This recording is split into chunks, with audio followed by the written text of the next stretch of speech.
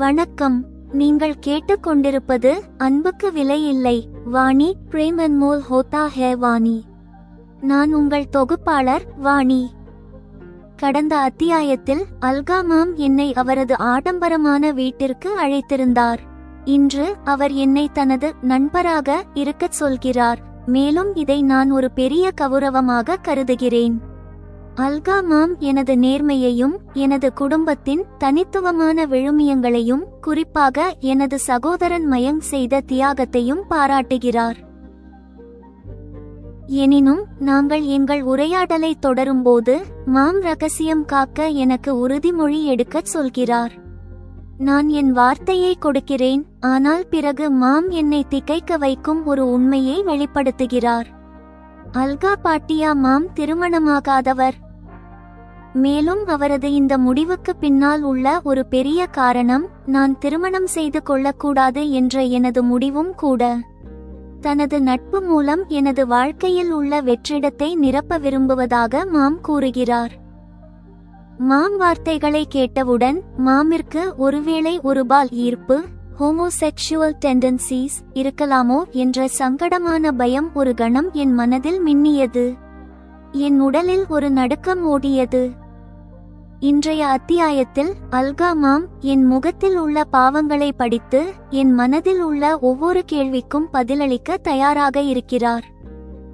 கேளுங்கள் வாணி, நான் திருமணம் செய்து கொள்ளாமல் இருப்பதற்கு காரணம் ஏதோ தோல்வியடைந்த காதல் அல்லது பொருள் பற்றாக்குறை அல்ல. காரணம் மிகவும் ஆழமானது. மேலும் அந்த காரணம் அல்கா மாம் இன் அந்த ஆழமான ரகசியம் என்ன? அன்புக்கு விலை இல்லை வாணி இல் தெரிந்து கொள்ளுங்கள். நீங்கள் கேட்பீர்கள். அத்தியாயம் 6, நம்பிக்கையின் நிபந்தனைகள் மற்றும் தீர்க்கப்படாத மர்மம். மாம் போன்ற ஒரு வெற்றிகரமான பெண் நான் அவரை போலவே இருக்கிறேன் என்று சொல்வது எனக்கு ஒரு பாராட்டாகவே தோன்றுகிறது. அவர் என் மீது இவ்வளவு ஆர்வம் காட்டுவதை அனுபவிப்பது எனக்கு பெருமையாக உள்ளது. நான் எதுவும் பேசுவதற்கு வார்த்தைகள் கிடைக்கவில்லை. வாணி, இப்போதைக்கு நீ என் பள்ளியில் ஒரு ஆசிரியர் என்பதை மறந்துவிடு. பள்ளியை தவிர நீ இனிவரும் காலங்களில் என் நண்பராகவும் இருப்பாய். சொல், நம் இருவருக்கும் இடையில் வயது வித்தியாசம் இருந்தாலும் எனது இந்த நண்பர் கோரிக்கை உனக்கு ஏற்றுக்கொள்ளத்தக்கதா? இதை என்னை கேட்பது மாம் இன் பெருந்தன்மை. மாம், இது எனக்கு பெருமைக்குரிய விஷயம். நான் சிரித்தேன். எனது தயக்கம் இப்போது குறைந்து வருகிறது. ஆம் வாணி, நாம் நண்பர்களாக இருந்தாலும் நீ என்னை மாம் என்று அழைத்தால்தான் எனக்கு பொருத்தமாக இருக்கும். நாம் இந்தியர்கள். இங்கே இவ்வளவு வயது வித்தியாசம் உள்ளதால் இளையவர்களிடமிருந்து தகுந்த மரியாதை எதிர்பார்க்கப்படுகிறது. அவள் மனதாரச் சிரித்தாள். அப்போது வேலைக்காரி பரச்சாறு மற்றும் உலர் பழங்களுடன் ஒரு தட்டை கொண்டு வந்தாள். வாணி, இங்கே பார், மதிய உணவுக்கு இன்னும் 2 மணி நேரம் இருக்கிறது. அதுவரை நாம் சிறிது சாப்பிட்டு குடித்துவிட்டு நிறைய பேசலாம் மற்றும் நமது உறவை மேலும் பலப்படுத்தலாம், அவள் வலியுறுத்திச் சொன்னாள். நான் தட்டில் இருந்து ஜூஸ் டம்ளரை எடுத்தேன். பின்னர் எங்கள் உரையாடல் தொடங்கியது. வாணி, தனிப்பட்ட முறையில் எனது நெருங்கிய தொடர்புகள் பெரும்பாலும் எனது அதே சமமான உயர் வகுப்பைச் சேர்ந்த பெண்களுடனோ அல்லது எனது வயதினருடனோ தான் இருந்துள்ளன. நீ இதற்கு 2 விதிவிலக்குகளில் ஒருவராக போகிறாய். அதனால் நமக்குள் நடக்கும் விஷயங்களை நீ உன்னுடன் மட்டுமே வைத்துக்கொள்வாய் என்று எனக்கு சத்தியம் செய்வாயா? மாம், நீங்கள் இதை எனக்கு தகுதியானது என்று கருதுவது எனக்கு பெருமைக்குரிய விஷயம். நாம் பேசும் எந்தவொரு உரையாடலையும் எனக்கு தெரியாதது போலவே நான் வைத்திருப்பேன் என்று நான் உறுதியளிக்கிறேன். இருந்தாலும் என்னை அதிகம் அறியாமல் நீங்கள் என் மீது இவ்வளவு நம்பிக்கை வைத்தது எப்படி என்று நான் நிச்சயமாக தெரிந்து கொள்ள விரும்புகிறேன். என் சொந்த தகுதியை பற்றி நான் சந்தேகித்தேன். நான் வேலைக்காக பலரைச் சந்திக்கிறேன். இது என் மனதில் ஒருவரை குறித்து ஒரு சிறிய உரையாடலின் மூலமே புரிந்து கொள்ளும் திறனை வளர்த்துள்ளது என்று சொல்லலாம். உன்னை பொறுத்தவரை உனது ஓரா என்னை ஈர்க்கிறது. உனது நேர்காணல் நாளிலிருந்து நான் உன்னால் ஈர்க்கப்பட்டேன். அப்போதிருந்து நீ நம்பிக்கை வைக்க தகுந்தவள் என்று நான் உணர்ந்தேன். மாம் வார்த்தைகள் என் தகுதியை உறுதிப்படுத்துகின்றன. அவரது வார்த்தைகளால் நான் மிகவும் உற்சாகமடைந்தேன். என் அம்மா இறந்த பிறகு நான் இவ்வளவு உற்சாகமாக இருந்ததில்லை. மாம் எனக்கு ஏன் இவ்வளவு அதிக சம்பளம் கொடுத்தார் என்பதை நான் புரிந்து கொண்டேன். மாம், நீங்கள் விரும்பியபடி நான் செய்வேன். மேலும் உங்களுக்கு விருப்பமில்லை என்றால் நீங்கள் மற்றும் நான் நண்பர்களாகச் சந்திக்கிறோம் என்பதை கூட நான் யாருக்கும் சொல்ல மாட்டேன். நான் அவருக்கு உறுதியளித்தேன். நம்முடைய பழக்கம் நெருக்கமானது என்று மக்களுக்கு தெரிந்தாலும் எந்த பிரச்சினையும் இல்லை. நீ செய்ய வேண்டியதெல்லாம் நமது உரையாடல்கள், குறிப்பாக எனக்கு தனிப்பட்டவை எதையும் நீ வேறு யாரிடமும் ஒருபோதும் சொல்லக்கூடாது. சரி, இப்போது நாம் வேறு ஒன்றை பற்றி விவாதிக்க வேண்டும். முதலில் உன் அம்மாவையும் அண்ணனையும் எப்படி இழந்தாய் என்று சொல். அல்கா மாம் இதை பற்றி மேலும் தெரிந்து கொள்ள ஆர்வமாக தெரிந்தார். இந்த கேள்வி என்னை உணர்ச்சிவசப்படுத்தியது. அவர்கள் இருவரையும் நினைத்து நான் துக்கமாக மாறினேன். பிறகு நான் மெதுவாக என் தாயின் கர்ப்பம் மற்றும் பிரசவத்தின் போது ஏற்பட்ட மரணத்தை பற்றி மாமிற்கு சொன்னேன். இதற்கு மாம் தனது துக்கத்தை வெளிப்படுத்தினார். மாம், என் அண்ணன் என்னை விட 3 வயது மூத்தவர். அவர் என்னை மிகவும் நேசித்தார். அவர் இன்ஜினியரிங்கின் 6வது செமஸ்டரில் இருந்தபோது சென்னைக்கு கல்வி சுற்றுப்பயணம் சென்றார். அதே நேரத்தில் அங்கே வெள்ளம் ஏற்பட்டது. இளைஞர்களுக்கான உற்சாகமும் தைரியமும் அவரிடம் சற்று அதிகமாகவே இருந்தது. அங்கே முற்றிலும் அறியாத பாதிக்கப்பட்டவர்களை காப்பாற்றும் முயற்சியில் அவர் தானே இறந்துவிட்டார். நான் மயங்க் அண்ணன் பற்றி பகிர்ந்து கொண்டேன். வாணி, அது மிகவும் வேதனையான மற்றும் மனதை உடைக்கும் விபத்து. நான் இதை பற்றி உள்ளூர் செய்தித்தாள்களிலும் படித்தது எனக்கு நினைவிருக்கிறது.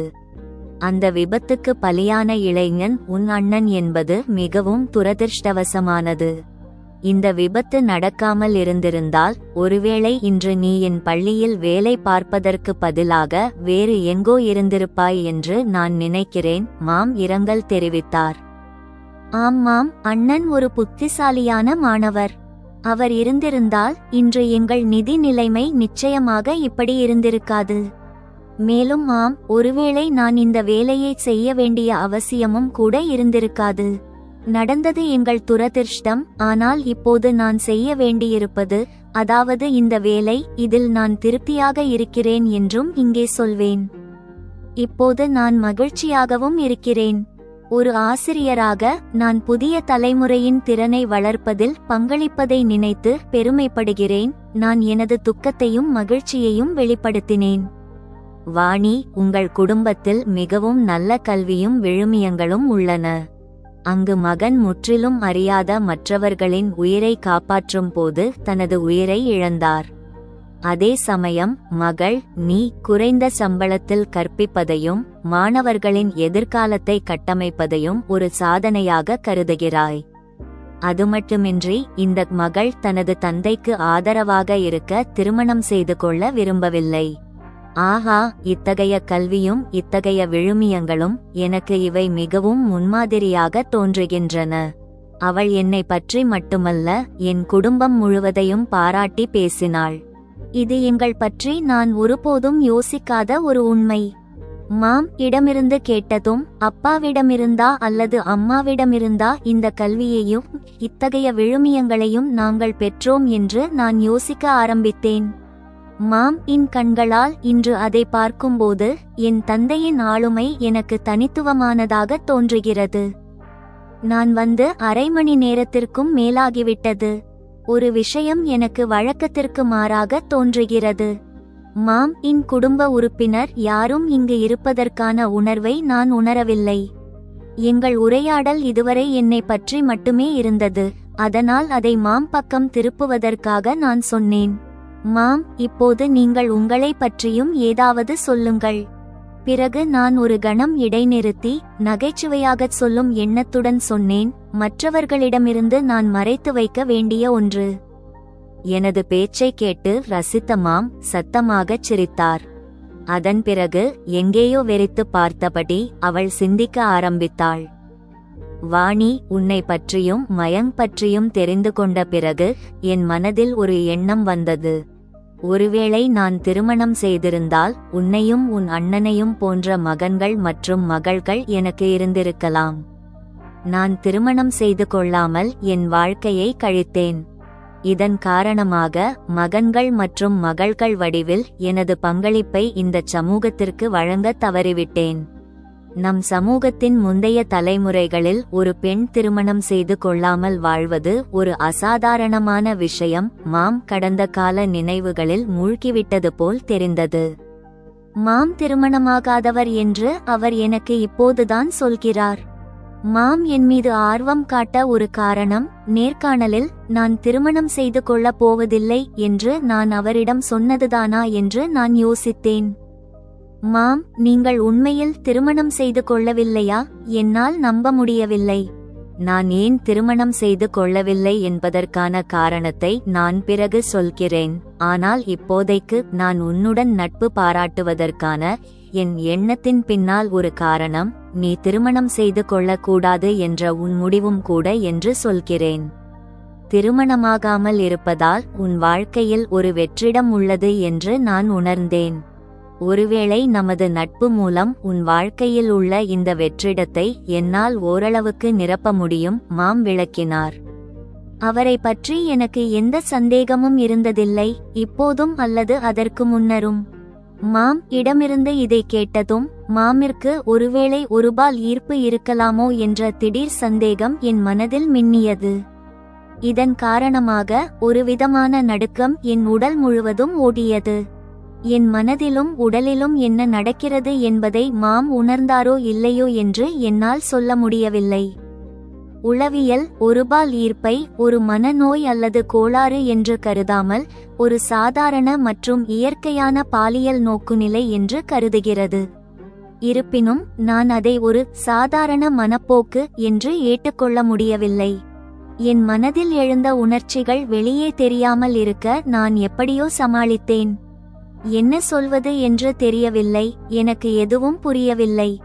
அப்போது வேலைக்காரி வந்ததால் என் இக்கட்டான நிலையில் இருந்து மீள்வது எனக்கு எளிதாக இருந்தது. மேடாம் ஜி, சாப்பாடு தயாராக உள்ளது, நீங்கள் எப்போது வேண்டுமானாலும் சாப்பிடலாம் என்று வேலைக்காரி தகவல் கொடுத்தாள். நாங்கள் 30 நிமிடங்களில் மேஜைக்கு வருவோம், மாம் அவளிடம் சொன்னார். மாம் ஒருபால் ஈர்ப்பு கொண்டவரா? மேலும் அவர் திருமணம் செய்து கொள்ளாமல் இருக்க என்ன காரணம்? 2 விஷயங்கள் எனக்கு ஒரு மர்மமாக மாறின. மாம் பற்றி தெரிந்து கொள்ள வேண்டும் என்ற எனது ஆசை வலுப்பெற்றது. இந்த மர்மங்களிலிருந்து திரை எப்போது விலகும்? இந்த கேள்விகளுக்கு பதில்கள் உடனடியாக எனக்கு தெரிய வேண்டும். ஆனால் என்னிடம் எந்த உபாயமும் இல்லை. உண்மையில் இளைஞர்களுக்கு, அனுபவம் வாய்ந்த முதிர்ந்த நபர்களுக்கு முன்னிலைமை மிகவும் கடினமாகிவிடுகிறது. அவர்கள் எதுவும் சொல்லாமல், கேட்காமல் அவர்களின் முகபாவனைகளை படித்தாலே பலரின் உணர்வுகளை புரிந்து கொள்கிறார்கள். அதே சமயம் அவர்கள் எப்போது என்ன புரிந்து கொண்டார்கள் என்றும் சொல்ல மாட்டார்கள். மாம் என் முகத்தில் உள்ள பாவங்களை படித்தார். வாணி, நீ எந்த சிந்தனையில் மூழ்கிவிட்டாய் என்று அவர் கேட்டார். மாம், நான் சைக்காலஜி பாடத்தை படித்தேன் என்று நினைக்கிறேன். ஆனால் இந்த பாடத்தில் உங்கள் தேர்ச்சி அதிகமாக இருப்பதாக நான் உணர்கிறேன். நான் முட்டாள்தனமாக சிரித்தேன். நீ அதை எப்படி தெரிந்து கொள்கிறாய்? ஒரு சாக்குப்போக்கு சொல்லி நான் சொன்னேன், மாம், நாமும் அரை மணி நேரம் கழித்து சாப்பிடுவது பொருத்தமானது என்று நான் உணர்கிறேன். நீங்கள் என்னை கேட்காமலேயே இதை புரிந்து கொண்டீர்கள், இல்லையா? அல்கா மாம் என்னை பார்த்தார். அவரது கண்கள் வெற்றுவெளியை பார்க்காமல் என் இதயத்தை நேரடியாக பார்த்தன. அவள் சொன்னாள், வாணி, நான் திருமணம் செய்து கொள்ளாமல் இருப்பதற்கு காரணம் ஏதோ தோல்வியடைந்த காதல் அல்லது பொருள் பற்றாக்குறை அல்ல. காரணம் மிகவும் ஆழமானது. மேலும் அந்த காரணம் ஜெமினியின் விமர்சனம் மற்றும் ஆக்கப்பூர்வ வழிகாட்டுதல். அன்புள்ள கேட்பவர்களே, இது அன்புக்கு விலை இல்லை வாணி இன் அத்தியாயம் 6 இன் முடிவு. இந்த அத்தியாயம் அல்கா பாட்டியாவின் கதாபாத்திரத்தில் ஒரு மர்மத்தை அறிமுகப்படுத்துகிறது மற்றும் வாணி இன் உள்முரண்பாடுகளை வெளிப்படுத்துகிறது. அத்தியாயம் 6 இன் வலிமை மற்றும் கதை வளர்ச்சி. நட்பு மற்றும் மரியாதையை நிறுவுதல். வாணி இன் மீதான அல்கா மாம் இன் நட்பான நடத்தை, அதே நேரத்தில் இந்திய கலாச்சாரத்தில் எதிர்பார்க்கப்படும் மாம் என்ற மரியாதைக்குரிய பதவியை தக்க வைத்துக்கொள்ள வலியுறுத்துவது, இது அல்கா இன் நவீன மற்றும் பாரம்பரிய விழுமியங்களுக்கு இடையிலான சமநிலையை பிரதிபலிக்கிறது. இது உறவுக்கு ஆழமான மற்றும் நிலையான அடித்தளத்தை வழங்குகிறது. மர்மத்தை உருவாக்குதல். அல்கா பாட்டியா. அல்கா திருமணமாகாதவர் என்பதை வெளிப்படுத்துவதும் பின்னர் அதற்கான காரணத்தை ரகசியமாக வைத்திருப்பதும் கதையின் முக்கிய மர்மமாக மாறுகிறது. திருமணமாகாமல் இருப்பதால் உன் வாழ்க்கையில் ஒரு வெற்றிடம் உள்ளது என்று நான் உணர்ந்தேன். ஒருவேளை நமது நட்பு மூலம் உன் வாழ்க்கையில் உள்ள இந்த வெற்றிடத்தை என்னால் ஓரளவுக்கு நிரப்ப முடியும் என்ற அவரது கூற்று அல்கா இன் உளவியல் ஆழத்தையும் வாணி இன் மீதான அவரது பாசத்திற்கான காரணத்தையும் தெளிவாக விளக்குகிறது. வாணி இன் உள் சார்பு. உளவியல் மாணவியாக இருந்தபோதிலும் அல்கா இன் திருமணமாகாத நிலை காரணமாக வாணி இன் மனதில் ஒருபால் ஈர்ப்பின் அச்சம் மின்னியது.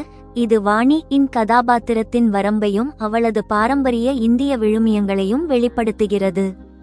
இது அவளது உள்போராட்டத்தை காட்டுகிறது.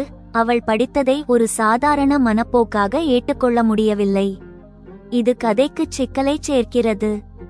தந்தையின் தனித்துவமான ஆளுமை. வாணி இன் குடும்பத்தின் மீதான அல்கா மாம் இன் பாராட்டு, அவரது சகோதரரின் தியாகம் மற்றும் தந்தையின் விழுமியங்கள். வாணி தனது சுய பழிவாங்கலை தாண்டி தன் தந்தையின் தனித்துவமான ஆளுமையை பார்க்க ஒரு வாய்ப்பை வழங்குகிறது. வாணி இன் பயணம் வெளிப்புற வெற்றியை பற்றியது மட்டுமல்ல, உள்மனச்சார்புகளை வெல்வது பற்றியது என்றும் இந்த அத்தியாயம் நிரூபிக்கிறது. ஆடியோ விளக்கத்திற்கான வழிகாட்டுதல். வாணி இன் குரல். மகிழ்ச்சி. மாம் இன் பாராட்டுக்களை கேட்கும்போது வாணி இன் குரல் மகிழ்ச்சியுடனும் பெருமையுடனும் நிறைந்திருக்க வேண்டும். சங்கடம். ஒருபால் ஈர்ப்பு பற்றிய சந்தேகம் ஏற்பட்ட தருணத்தில் வாணி இன் குரலில் ஒரு கூர்மையான நடுக்கம் மற்றும் திடீர் பதட்டம் தோன்ற வேண்டும். இறுதி உரையாடல். மாம், நான் நினைக்கிறேன். சங்கடத்தை மறைக்க முயற்சிப்பதை காட்ட வேண்டும். பாத்திரங்களின் குரல்கள்.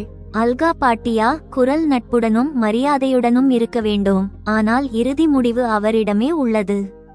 அவர் வெறித்து பார்க்கும் தருணங்களில் குரல் துக்கத்துடனும் ஆழ்ந்த சிந்தனையுடனும் நிறைந்திருக்க வேண்டும். இசை.